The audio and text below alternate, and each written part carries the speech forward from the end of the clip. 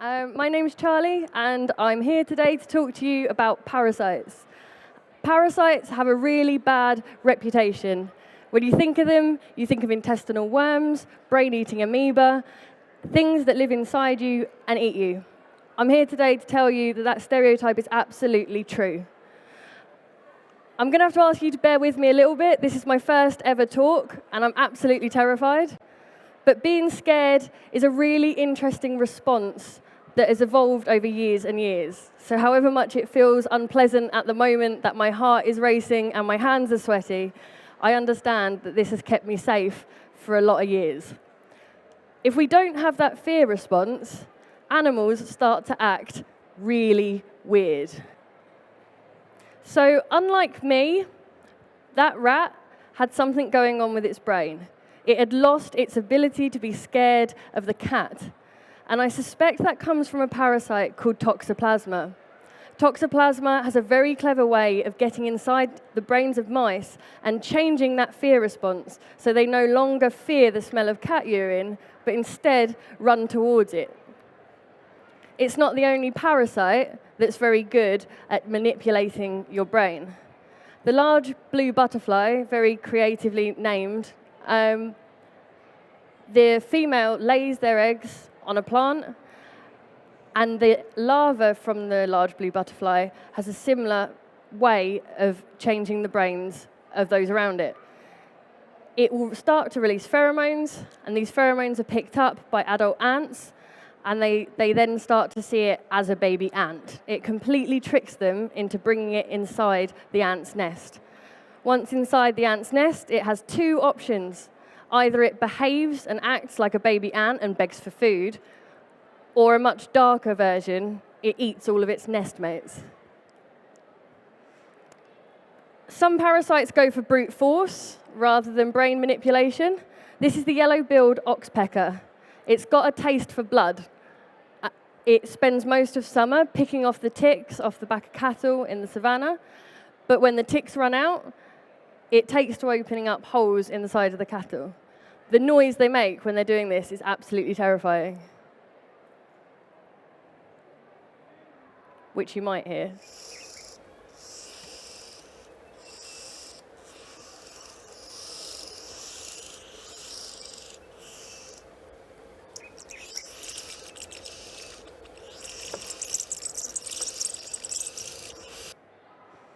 Another parasite that goes for the tactic of brute force is the cookie cutter shark. There's not much we know about this shark. We know that its fins are quite small, which is unusual for an animal that lives out in open water, and we know that it feasts at night. These sharks only grow about 1/2 meter, but their prey tends to be orca whales and great white sharks. The way the cookie cutter shark does this is by using a system of cells on its back that glow. And so the great white shark thinks, a tiny snack, makes its way towards the tiny snack, and the tiny snack turns on it, using some of the sharpest teeth in the animal kingdom to tear a hole in its flesh. They do this by using sort of like a vacuum suction mouth, which they then twist and pull and remove chunks from the flesh of these great ocean predators. You can see in this that these wounds don't usually kill their prey, but enough that it causes serious long-term problems, and if they're unlucky enough to get an infection, then it can kill them. So what does the large blue butterfly, a cookie cutter shark, and the other example have in common? They're all parasites, and the definition of parasite is any animal that lives more or less exclusively off of another creature. I'm going to do a really brief Parasitology 101. The rest of my talk will be focused on internal parasites. They're sort of the ones that you're thinking of when you think of parasites. First up, we have flukes. Flukes are small, leaf-shaped, they don't grow very big, and they like to live in your organs. They're particularly after your liver, or your blood, or your heart, or anywhere that they can settle down and make a home. Roundworm does as it says on the tin. It's a worm, and it's round. These are a big problem to humans. About 25% of the population have roundworm. if you've come here today with 3 other people, chances are it's one of you. Tapeworm. Tapeworm are giant. A tapeworm can grow up to 3 or 4 meters. There's been some horrendous cases of these ending up in people's toilets. And the last category are amoeba and protozoa. I've lumped them together for the sake of this because they act in a very similar way. They're microscopic, which means we can't see them, but they do tend to be the most killer. Out of all of these, I do not want an amoeba. So a parasite has a few aims in its life, and they're quite similar to ours. Firstly, they have to invade. So they have to find a way to cross the skin, they have to find a way to get in the brain, they have to find a way to get into another host. Then they have to migrate, whether this means they want to get into your brain for the food, or they want to move through your intestines, or if they want to move from you to another species. And once they've migrated, they need to eat. This is sometimes your poo, sometimes your blood, sometimes your lymphatic fluid. And then, like all animals, it's time to reproduce. They have to find a mate, which can be incredibly hard if you're in the darkness of another host's intestines, and you have to make babies. And then you have to do the whole thing all over again. So although parasites have to master all of these, there are a few species that really stand out as particularly good. So I'm going to speak first about invasion. So this parasite might not look familiar, but this is Plasmodium. It is responsible for almost 1 million deaths a year. It causes the disease malaria. It's got a few clever tactics for invasion. It uses another creature, actually another parasite, as a vehicle to get into you. The way Plasmodium works is it gets sucked up by the mosquito, bites another host, and accidentally sicks up some blood, and in the process infects you as well. Once inside, the invasion of Plasmodium hasn't ended. The next thing it needs to do is get into cells. A Plasmodium is quite useless in one cell. It needs to work its way around your whole body. It does this by brute force. You can see here as the Plasmodium replicates within one cell, leaves the cell, and then forces into another, and then replicates in the next cell. You can also see these are red blood cells. You can also see how that doesn't feel pleasant at all for the person suffering with it.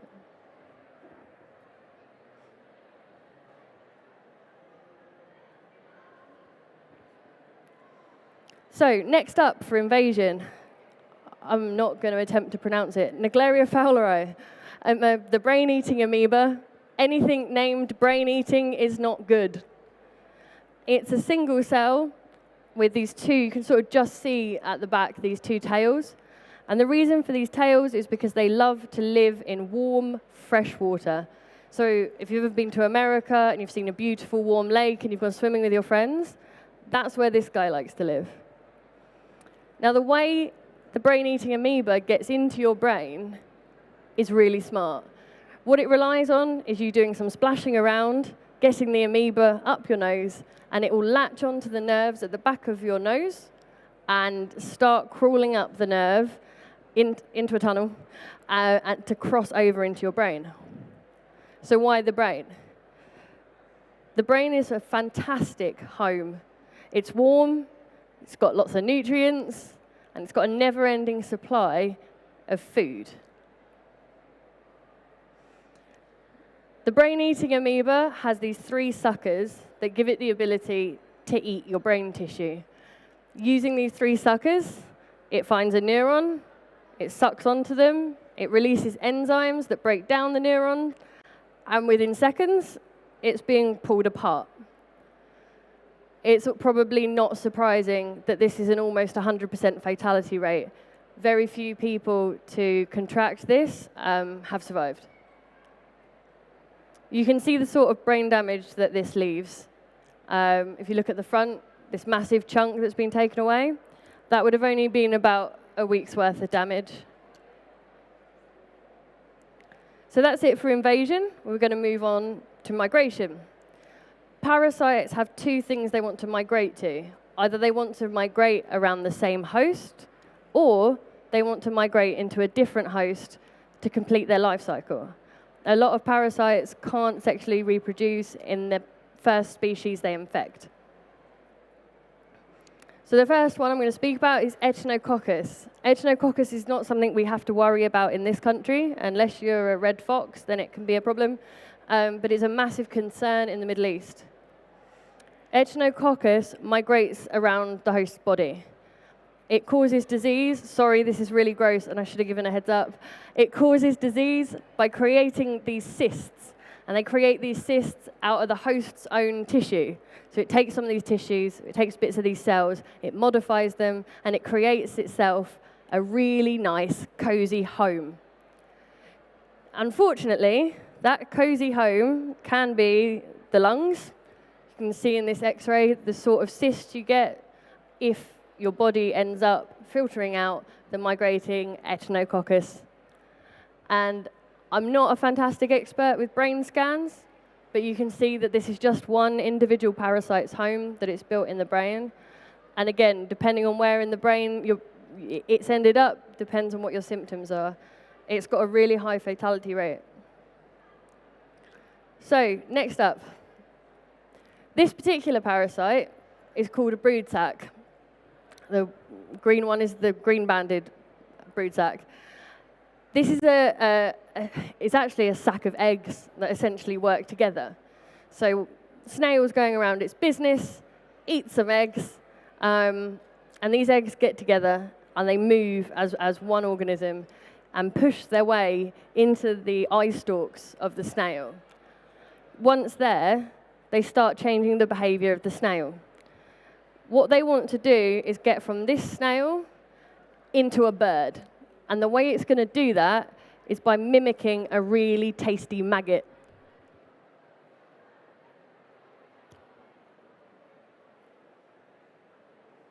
So this is a process that's evolved over many, many years, and it works really well. In addition to this disco eyes going on, the parasite also forces it to climb out into the sunlight and get as high up as possible so that a bird can find it really easily, swoop down, and grab it. Another one for behavioral changes for migration. The parasite that infects this ant also wants to get into a bird, but is going to go for a different tactic. This is a gliding ant. It's a tropical species of ant. And it's prone to a parasite that does this to its body. This is one of the first cases known as fruit mimicry. So what this parasite is trying to do is make the ant's body look like a fruit for the sake of the bird coming down to get it. Again, it changes its behavior. It forces the ant to climb upwards and expose itself and lift it. It changes the color and shape of its abdomen and forces it to lift up, making it really easy for a bird to swoop down and pluck it. When the bird does eat it, it's accidentally ingested hundreds and hundreds of thousands of these parasitic eggs, which then hatch inside their body, and if everything goes well for the parasite, will be excreted by an ant's nest, and the whole process will be repeated again when the adult ants feed their babies bird feces. It's really grim. Probably not as grim as this one.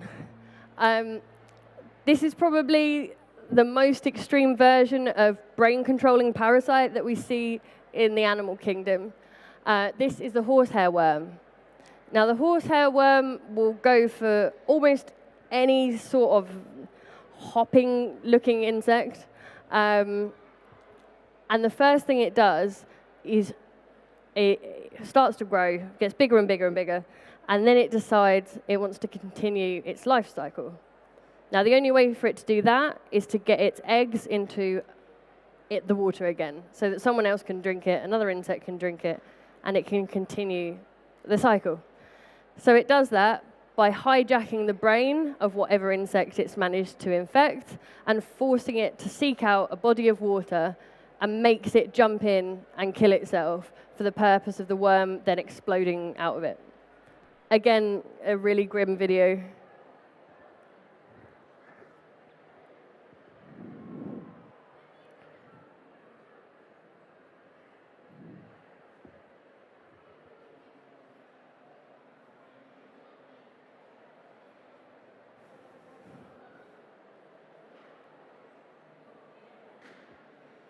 So at this point, the parasite doesn't care about keeping the cricket alive. There's no reason to.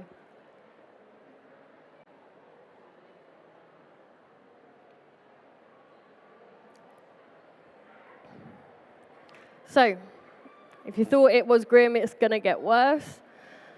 Another thing a parasite needs to do is to feast. This is the scolex of a tapeworm.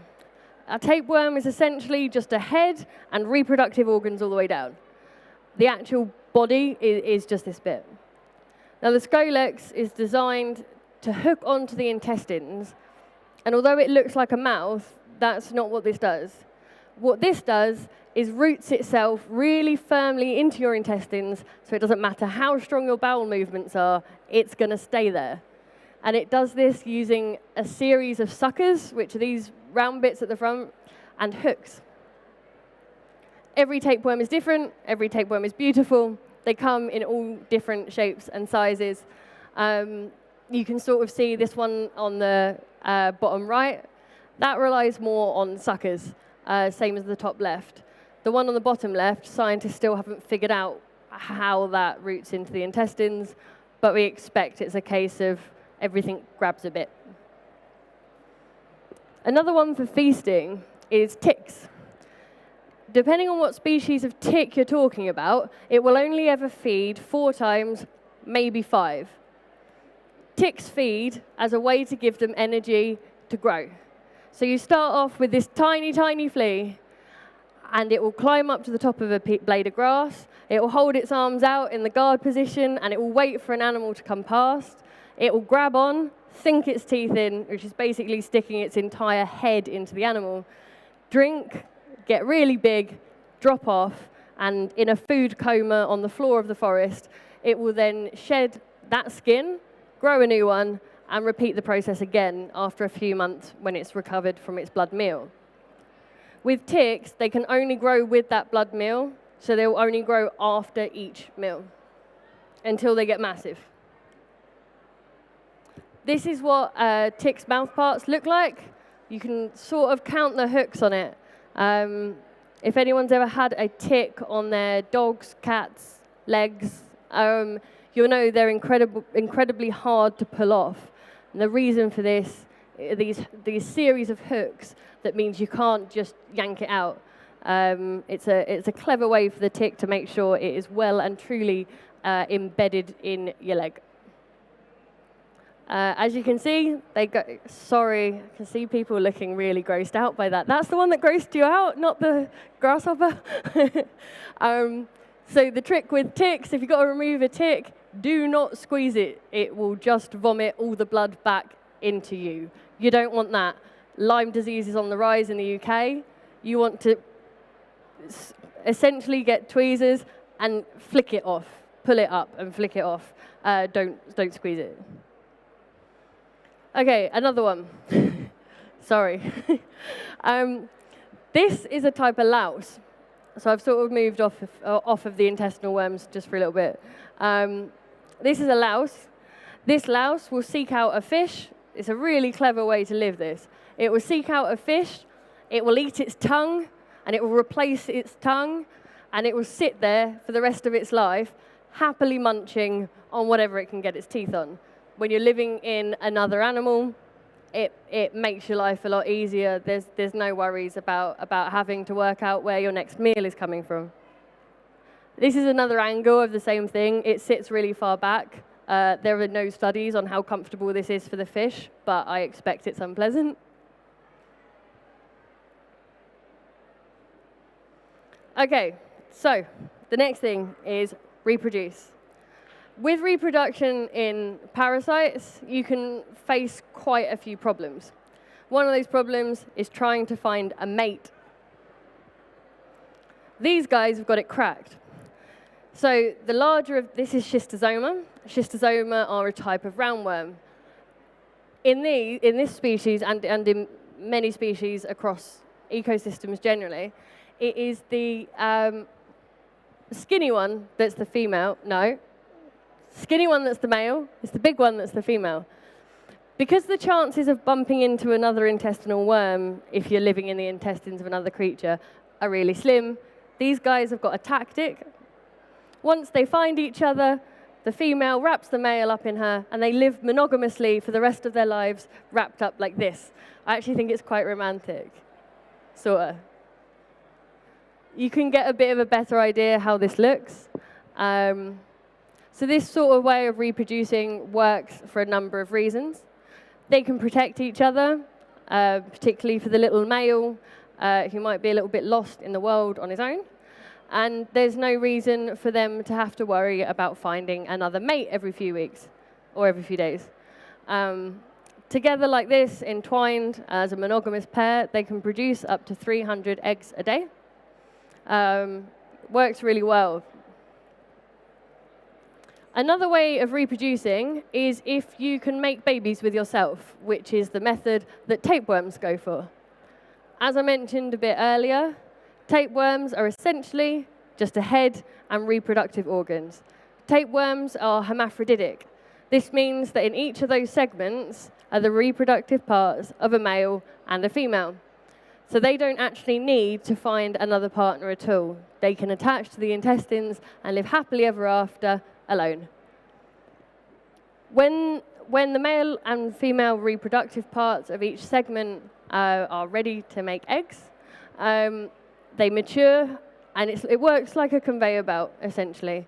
So when they're mature, when they're ready to go out into the world, these little sacs can contain up to 200,000 eggs, and they drop off the end of the adult worm and head out into the world.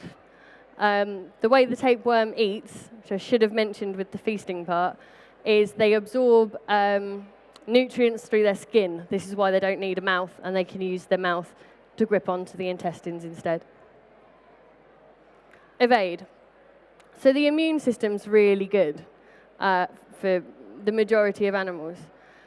Parasites have to find ways that they can evade the immune system. When I talk about the immune system, you probably remember from school, white blood cells, all sorts of alarm signals being released when there is an infection. They've got to find ways around this. Plasmodium has a smart way of doing this. So Plasmodium will infect your red blood cells, hopefully not yours personally. They'll infect the red blood cells, kill them, rip out the insides, and then wear the skin of their dead enemy as a disguise. So this means that there is no way your body can tell that you have malaria, because all of those cells just look like normal cells. I don't know if anyone's seen Firefly, the way reavers work and dress up in their dead enemies. It's basically the same principle. So we can't get a photograph of what this looks like because it's too tiny and it would involve killing too much. But this is sort of what it would look like if you had a CGI image of this. Another tactic. This is trichinella. You catch it from not cooking your food properly or not washing your hands properly or a mixture of both. It's a really, really tiny roundworm. I saw a lot. Living in Iceland, polar bears particularly are really prone to this, and it circles between polar bears and seals and Arctic creatures. And what trichinella does is it makes home inside your muscles. In your muscles, you don't have those white blood cells, you don't have those alarm signals, you don't have those signs that can pick up what's going on. So trichinella just curls up in your muscles and it stays there. And you catch it by eating uncooked or poorly cooked meat that has got this in it. Actually, part of the reason I don't eat meat, when you're a parasitologist, it becomes really difficult not to notice when these eggs are in your food. Sorry. I can't remember which subject I'm on at the moment. Oh, evading the immune system. Another way you can evade the immune system is hiding in the eyeball. I really recommend, if you've got a weak stomach, not to watch this video. But this is an example of a parasite that uses the eyeball as somewhere to hide from your immune system.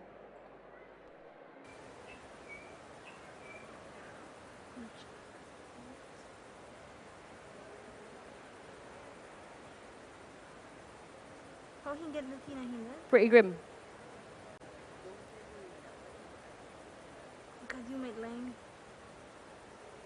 So the way that this parasite does this is it's eaten as an egg, it cuts a hole in the back of the eye, it wriggles through, and it makes itself home. And it's a good home at that. There's no way that the frog can remove that. It's not an ectoparasite. It can't get someone to bite it off of it. It can't do anything to that parasite without damaging its own eye. So it's basically stuck there until it reproduces, and then there's more stuck there. Okay, it's not all bleak. We do have ways that we can fight back. One of the ways we can do this is calcification. And the way calcification works is all the calcium that you've been ingesting into your body, we can actually use, obviously without knowing it, to create stones. And by creating these stones, it stops the parasite from spreading, getting infected, or moving anywhere else in the body.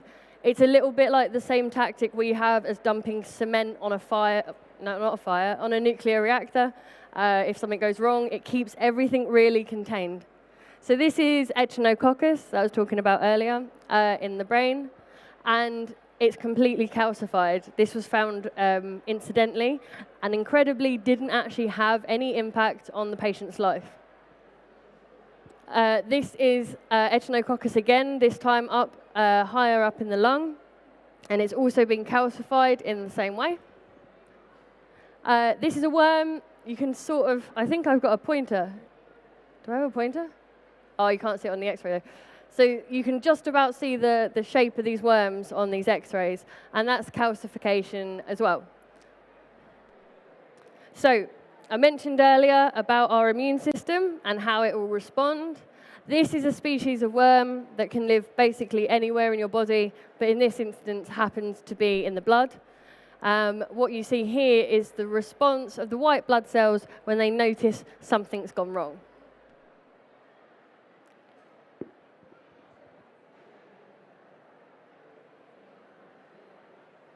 From here, the white blood cells will completely demolish the parasitic worm. It's a shame that we can't have that reaction to all of our parasites. So how about the future? The future of parasites holds, there's two key issues when we look into the future of parasites. One of these is that we're making parasites into medicine. You might have already heard of the hygiene theory. Hygiene theory says that as the West is getting more and more sterile, as we're getting more and more clean, that we're accidentally causing an increase in asthma and other diseases because we no longer have the parasites in us that we needed to keep that immune system suppressed a little bit. The other thing going into the future is the eradication of diseases. I'm going to talk about both of these in a little bit more detail. Firstly, using parasites as medicine. It sounds really gross, and within the next few years, it's probably going to advance a bit more than going to your doctor and drinking some parasite eggs. But the way this works is, in theory, you would go to the doctor, you would have some parasitic worm eggs. They would come from a pig. And the reason that they would come from a pig is because the pig worms are very, very similar to ours. We're almost, we're basically identical to pigs in terms of our biology. But it means that they can't complete their life cycle in us. So you can't end up with an out-of-control infection that goes on forever and ever of breeding worms inside your intestines. The way it would work in theory is that people that suffer with diseases like Crohn's disease, MS, asthma, these things are known as autoimmune, which means your immune system is fighting itself. Now, a way that this could work is introducing these worms into our body would help almost distract the immune system for a bit to relieve symptoms of the disease. I don't know why that picture's there. Probably to illustrate what it would look like if you had medicine from, if you had worms as medicine. So talking a bit about the eradication of disease, this is a 14th century painting of a French saint, and it's believed to be one of the first visual depictions of a parasite known as dracunculiasis, or guinea worm. Thankfully, guinea worm is now almost extinct, It has been one of the most successful cases of parasite eradication. In 1985, we had 3.5 million cases of this, and in 2015, we only had 22. Guinea worm is a particularly nasty worm. The way it works is you would unknowingly take a glass of water with a water flea in it. This water flea contains an egg. After that, you don't know you've done it, you won't feel any symptoms for an entire year until you notice a small boil, usually on your leg. And you keep looking at this boil and trying to work out what this boil is. And one day you just see like this tiny, tiny pinpoint of something sticking out of it. That's the end of the guinea worm, and the reason it's stuck its bum out of this boil is for the purpose of laying eggs. Unfortunately, by the time that boil has turned up, the guinea worm is already over 1 meter long, and it has wrapped its way through your blood vessels. The only way to remove this is by using a stick, and you grab the end of its tail, you use a stick, and you gently twist it over the course of months, and the guinea worm is pulled out. It's absolutely horrible. It has impacted in the past many, many people's lives. It's prevented children from going to school. It's meant people have had to take time off work because not only is it painful, but it makes you want to puke because it's really gross. There's a reason I didn't include an actual photo of it. So, guinea worm is just one of the 10 infectious diseases that the London Declaration of January 2013 sought to eradicate by 2020. We're running out of time in terms of getting to 2020, but we've done a really, really significant job of this. You can see on this map the places the highest concentration of this type of, they call it neglected tropical diseases. They're the tropical diseases that not much money goes into funding. And about 8 years ago, I was in one of those countries. I was in West Africa, Ghana, and it was really common for me to see these sort of parasites. It's probably what ended up shaping my career, was seeing how gross and horrible guinea worm is. But now they're all on their way down.